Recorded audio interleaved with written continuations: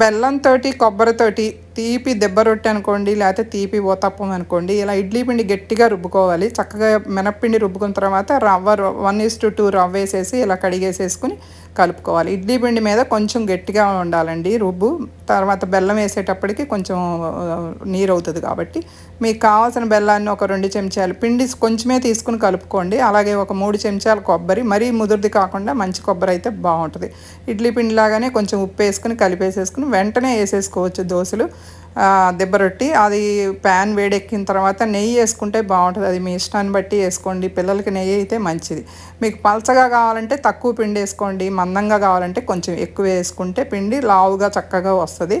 నేను పలచగా వేసి ఒకటి చూపిస్తున్నాను చూడండి. కాలిపోయిన తర్వాత పైన కూడా నెయ్యి రాసేసి ఒకసారి ఇలా తిప్పేసేసేసి సన్న సగ మీద కాలనివ్వాలండి. ఇదంతా సన్న సగ మీద అయితే చక్కగా ఈ రంగు వస్తుంది. మందంగా వేస్తే మాత్రం కొంచెం ఎర్రగా వస్తుంది, భలే టేస్టీగా ఉంటుంది.